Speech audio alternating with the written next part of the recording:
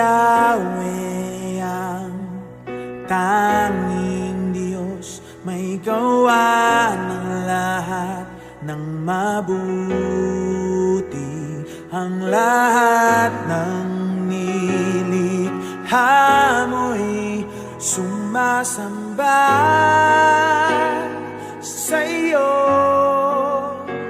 Ang aming bayay pinupuri ka, itinataas, dinadakila. Ang aming puso ay isang umawit sa'yo. Mapalad ang bayan na iyong ibinukod, mapalad ang bansang sa'yo lamang sumusunod. Maghari ka't manahan sa aming pagpupuri, ikaw lang, O Diyos.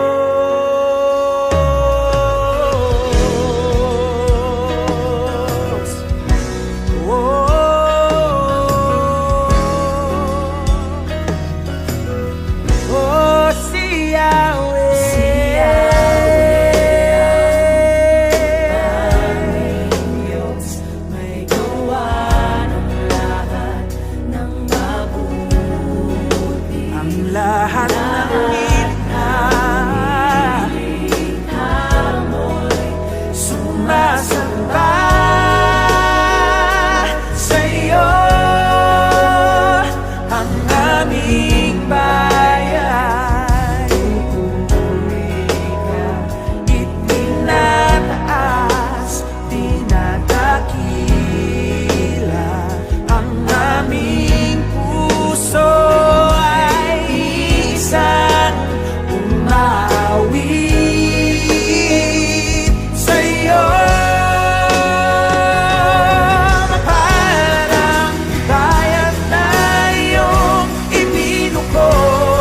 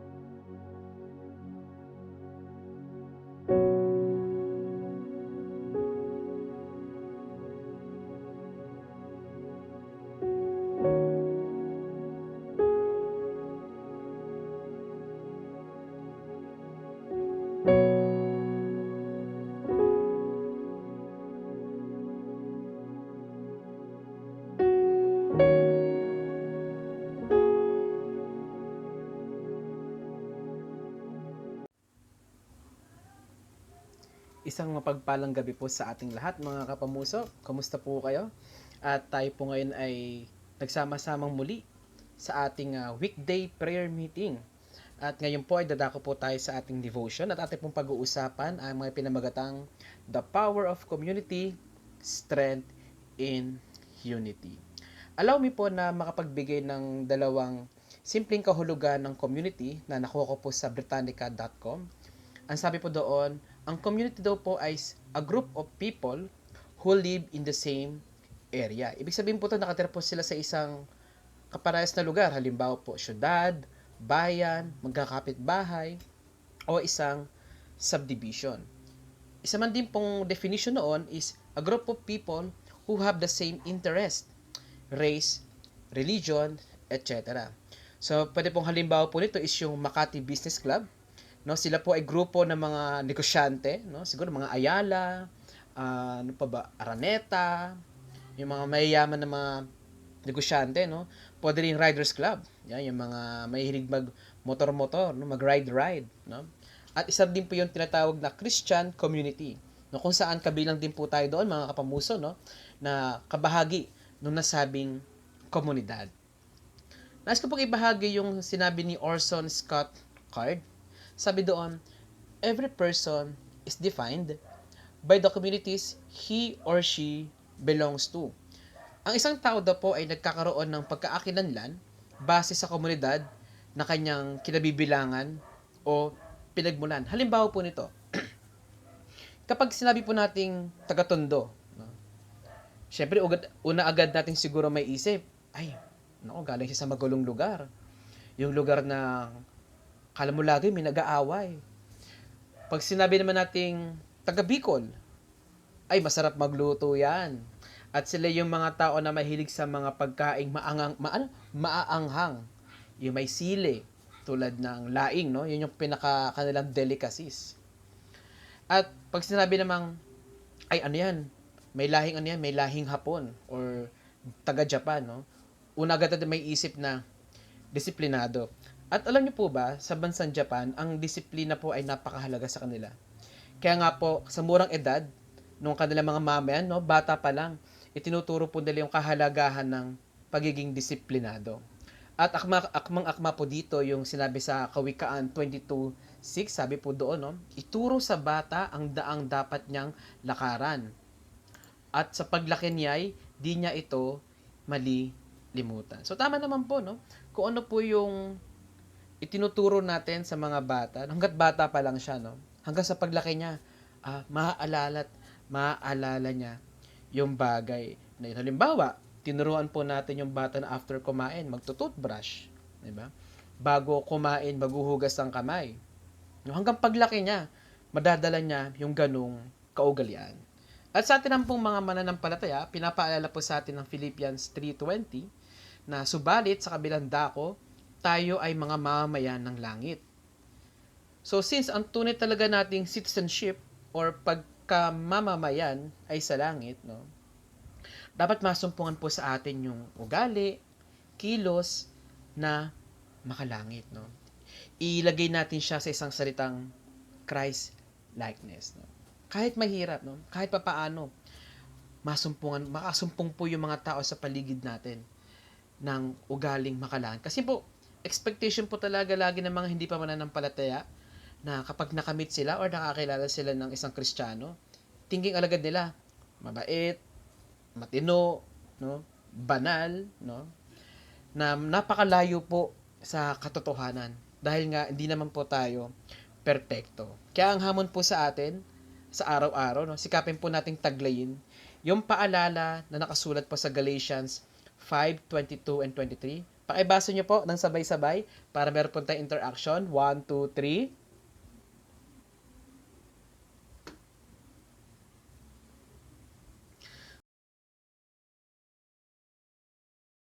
So, yan. So, ate pong namnamin yung fruit of the Spirit, no? At paalahanan po natin lagi ang ating mga sarili at ang isa't isa, no? Na ang langit po ang tunay nating tahanan. And we must act according to it. Yan. So, ano bang kahalagahan o mahalagang papel ng komunidad sa ating spiritual na paglago. Tatlong bagay po. Una, ito'y tumutulong sa pagbibigay buhay sa salita ng Diyos. So, sa paanong paraan po? Simple, sa pamamagitan po ng ating pamumuhay. Halimbawa po nito, kung paano po natin hinaharap o hinahandle ang ating mga pagsubok, ang ating mga problema. So, bigla ating maaalala yung mga pangako ng Diyos na nakatitik sa kanyang salita, no? Sa Biblia. So, napakahalaga po talaga ng Bible reading. Kasi kung di po tayo nagba-Bible reading, baka wala po tayong maalalang pangako ng Lord. No? At yun yung ating pangahawakan habang dumadaan po tayo sa problema. No? So, siguro, na kahit alam na ng mga tao sa paligid natin yung totoo nating sitwasyon, makikita pa rin nila na nakangiti tayo, nagpapatuloy na sumasamba, nagpapatuloy na naglilingkod, na parang normal lang ang lahat. No, sabi nga nila, gulatin natin sila at ipakita natin na totoo at buhay ang kanyang salita na makikita no, sa ating pamumuhay. Pangalawa po, ito po English no, kasi nahirapan po akong sa Tagalog eh. Sabi sa pangalawa, communal prayer ignites life change. Ano po yung ibig sabihin ng communal prayer? Sabi ni Google, no? Communal prayer means to pray with others by way of gathering. So iba po siya dun sa intercession. Kasi ang intercession po is praying for others, no? Yung communal prayer, praying with others, no? Mga kapwa mananampalataya sa pamagitan po no ng gathering tulad ng church service. Dati po, siguro kung naabutan po ninyo, yung Saturday intercession, bawat Sabado, meron pong pumupuntang mga kapamus po natin. Meron pa silang pangalan no? Daniel, Elijah, may Pedro, no? Combination po ng Pedro at Pablo. Hindi ko na maalala yung huli, sorry. Pero every Saturday po, nagsasama-sama sila, pupunta po sila sa church, nag-gather sila, at nananalangin po sila, no? Kaya alam nyo po, mga kapamuso, kasabihan po natin yung mga ganong gawain, no? Yung mga ganong gawain na ang gawain ay panalangin. Kasi naniniwala po, sa ganon nagkakaroon po kasi ng hawahan at pasanin na makiisa sa prayer, no? Applicable din po dito yung alam na nating verse, no? Na ginagamit po natin pang encourage na sa pag-attend ng worship service, yung sa Hebrews 10:25, no? Sabay-sabay po tayo sa pagbasa. 1, 2, 3. Huwag nating kaliligtaan ang pagdalo sa ating mga pagtitipon, gaya na nakasanayan ng iba. Sa halip, palakasin natin ang loob ng isa't isa, lalo na ngayong nakikita nating malapit na ang araw ng Panginoon. Ang dapat maging end goal ng bawat ating pagtitipon ay yung mapalakas po natin ng isa't isa. Ma-bless po tayo, ma-recharge po tayo spiritually. Muli sa mga nakakaalala, no, at siguro nakasama for quite some times. Noon po, meron pong ginagawa ang ating church na prayer huddle. Meron prayer huddle ng Sabado, meron ding prayer huddle ng Linggo. Ano bang ginagawa pag Sabado? Andun yung pananalangin din, andun yung fellowship din. Pag Sunday naman, more on Thanksgiving. Po, dumarating po sa punto na halos inaabot po kami ng hating gabi. Kasi personally, no, ramdam na ramdam po namin yung fire. Enjoy na habang ginagawa po namin yung gawain na yun, no? At yung hamon na masumpungan tayo ng Lord na patuloy na gumagawa, no? Para sa Kanya. So, yan. So, magko-commercial lang po ako sandali, no? Kasi sa pag-uusapan naman po yung communal prayer, no? Prayer with others by of gathering, no? So, inihikayat ko po yung bawat isa sa atin, hello, na nakakapanood po ng video to, no?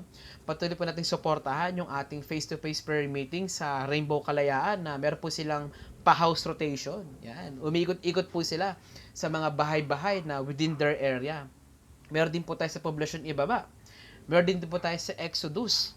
At syempre po sa mga talagang malalayo po ang lugar na hindi po abot ng ating mga prayer meeting areas, yan. Meron po tayong online, tsaka yung mga medyo hindi po carry ng kanilang oras dahil sa mga trabaho. Yan. Isa po ito sa tinuro sa atin ng pandemic, no? Matuto tayong makipag-communicate through online. So, yan, mga kapamuso, no?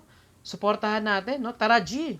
Every weekday sa ating mga prayer meeting. So, kung malapit lang po kayo sa mga lugar na nabanggit, punta ho tayo, suportahan po natin since once a week lang po yan.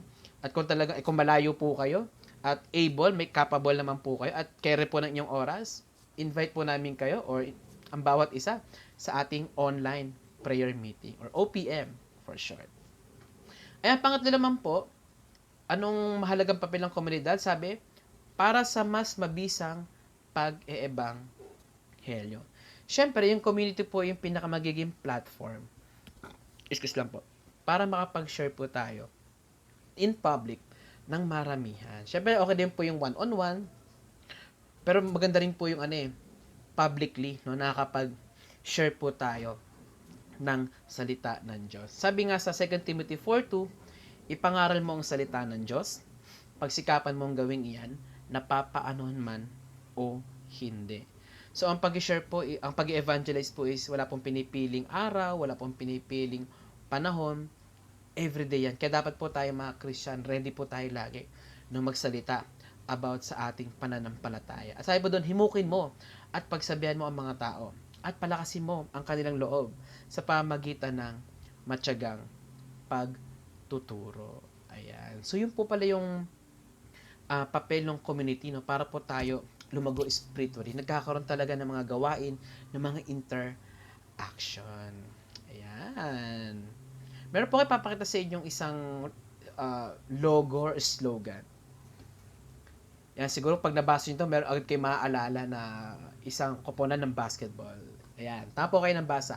Strength in numbers. No? Credits po natin yan sa coach ng Golden State Warriors na si head coach Steve Kerr. Hindi ko lang po masyadong magets ng konti yung history kung paano ba nagsimula. Doon sabi po kasi, tinitignan niya daw po kasi yung lineup ng kanyang team.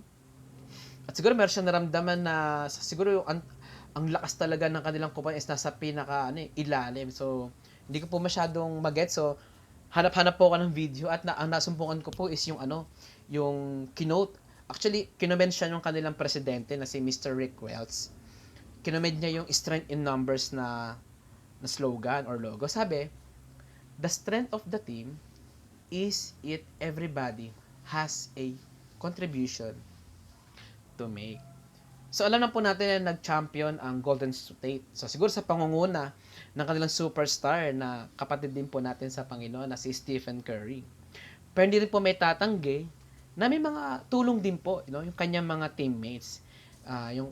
Kung tama ko, kasama niya si Kevin Durant ata dyan, no? So, hindi po ganun familiar sa mga NBA players, no? Pero ang kagandahan doon, pinatunayan nila na yung lakas nila is nanggagaling sa dami nila, no? Sa kanilang koponan, sa lakas ng bawat isa na gumawa, no? Ng kanilang mga bahagi. At alam nyo po ba, in history, meron na pong 7 NBA championships ang Golden State. Ito po noong 1947, 1956, at 1975. Napaka-meaningful po noong 2015. Bakit? Kasi after 40 years, no? Noon lang ulit sila nag-champion. At kung di po ako nagkakamali ng pag-akaalala, doon din po nabuo yung salitang strength in numbers. Kaya by 2017, 2018, and pinakahuli po yung 2022 season nila, sila po ang tinanghal na finals champion sa NBA. So, ang galing, no? Strength in numbers. Parang, ang maaalala natin bigla, the more, the merrier. Yan. Pag-usapan naman natin yung strength in unity. Yan. Ang panalangin na kasama ang komunidad ay makapangyarihan. Yun po yung una, no? Sabi sa Matthew 18:18, tandaan ninyo, anumang ipagbawal ninyo dito sa lupa, at ipagbabawal din sa langit. At ang ipanuntulot nyo dito sa lupa ay ipanuntulot sa langit. Sapagat saan man may 2 o 3 nagkakatipon sa pangalan ko, naroon akong kasama niya. So, totoo po, no, na meron talagang lakas sa pagkakaisa sa gawain, yan. As lalo sa pananalangin, 'di ba? The more na marami ang nanalangin, the more na possibly, no, ang tugon ng Panginoon ay ating mararanasan, no, ating makakamtan. At pangalawa po doon, sabi din, mas okay ang 2 o higit pa kesa isa. So, alam natin yung verse na ating pagkukunin sa Mangangaral 4, 9, and 10. Pakibasa niyo pong lahat. 1, 2, 3.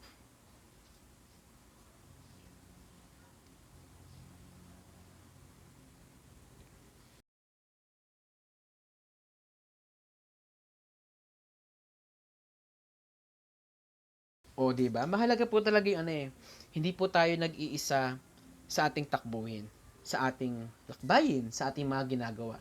Mabuti meron po tayong kasama, hindi lang po para may tumulong sa atin kapag po tayo ay natumba, nabuwal, meron din tayong ka-brainstorming, no? Meron ding ibang utak, no? Meron tayong ibang mapagkukunan ng mga idea na mas okay, no? Compared siguro sa ating idea, no? So wag po tayong maging ano, no, yung soloista. Yan, kasi minsan ang pagiging soloista minsan nagiging ano po 'yan, way para yung kalaban natin na maging ano tayo, target, no? Huwag tayong lalay sa ano, sa kawan ng ating Panginoon. Yan. Sa pangalawa po, nabanggit ko na po pala, no, ang pina-example po dito is naalala po natin yung ano, no, yung sa the fall of Jericho Wall. Yan, yung sa Joshua 6:20.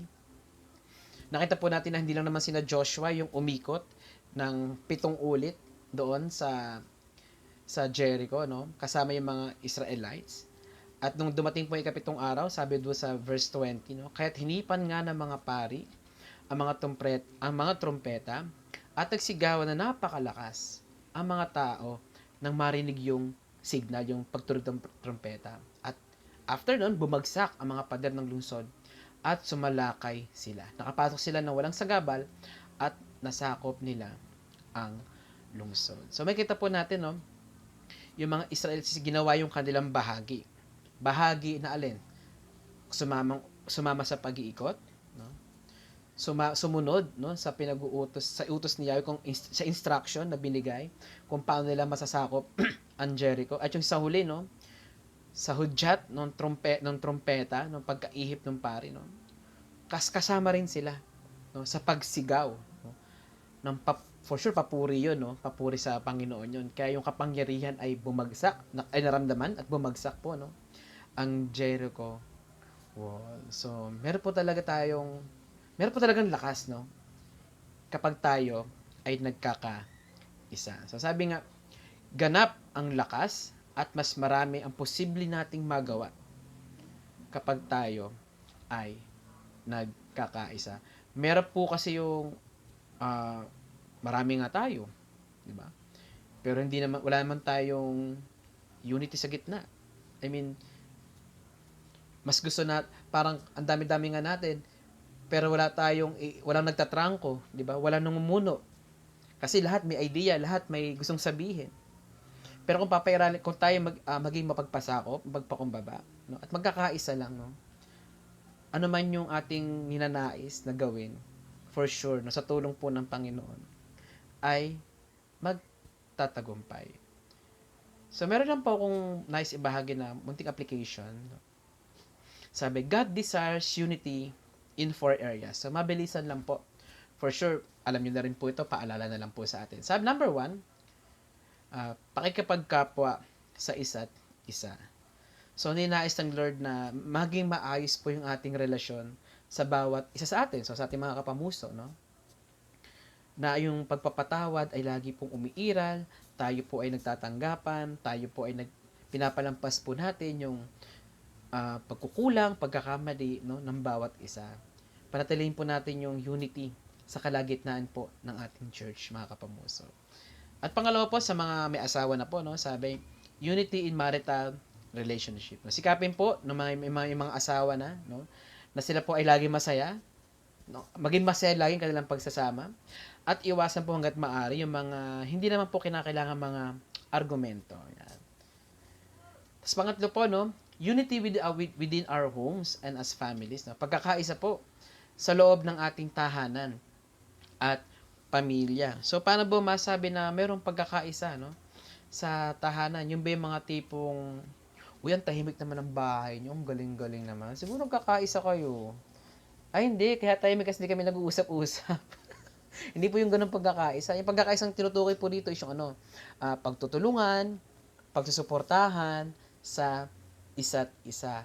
No, panatilihin po natin yung na dapat wala pa ring tatalo sa kasabihang there's no place like home.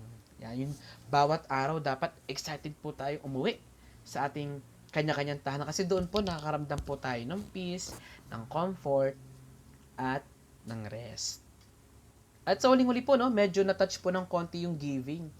Sabi, no, unity in giving, no? Kapag tayo po kasi nagkaisang maging tapat, so magkaisa, so tayong lahat, no, maging tapat sa pagbabalik sa Panginoon, no? Hindi po posible, excuse me po, na sa biyaya niya, no, magkaroon tayo ng mga mas maayos na mga gamit, di ba? Sa church po natin, at sa biyaya po ng Lord, no, maitayo yung pangarap nating church building.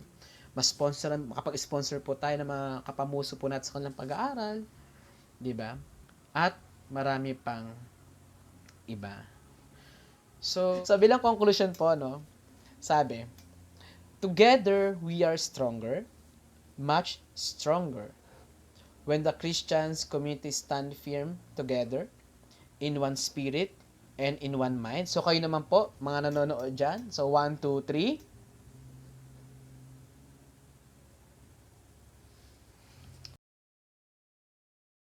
Alright. So, marami tayong ma-accomplish. At ang bottom line po talaga dito is, ng unity is, kailangan po natin ang isa't isa. So, our 4 last verse po natin, no? Alalahanin po natin yung sinabi sa 1 Corinthians 12:27. Kayo ang lahat, ang iisang katawan ni Kristo, at bawat isa sa inyo ay bahagi nito. So, mga kapamuso, tara na at makiisa na. Strength in unity. Alamin natin, gampanan, at patuloy na gampanan ang ating bahagi sa katawan ni Kristo. Tayo pa'y manalangin. Mabuting Panginoon, maraming salamat po sa paalala niyo pong muli, Panginoon, sa bawat isa sa amin. Tunay nga po, Lord God, na mayroong lakas, Panginoon, kapag kami, O God, ay nagkaisa. Tunay, O Lord God, na marami kaming magagawa, marami kaming maaabot, marami kaming tagumpay na mararanasan, Panginoon. Kung ang pagkakaisa nito, Lord God, ay gagawin din po namin, Panginoon, para po sa iyo. Tulungan mo po kami, ang bawat isa po sa amin na magawa, Panginoon po, Lord God, yung aming bahagi, gano'n man ito kaliit o kalaki. Yung mga bagay na tiniwala mo sa amin, patuloy po namin ang pagyabungin, Panginoon. Upang sa gayon, Panginoon, maging pagpapalad din po kami, Lord God, sa komunidad, Lord God, na aming kinabibilangan sa aming church, sa aming tahanan, sa aming trabaho, sa eskwelahan, at sa iba pang lugar na ipagdadakuan mo po sa amin. Salamat po, patuloy ka manguna sa pangalan po ni Jesus. Amen.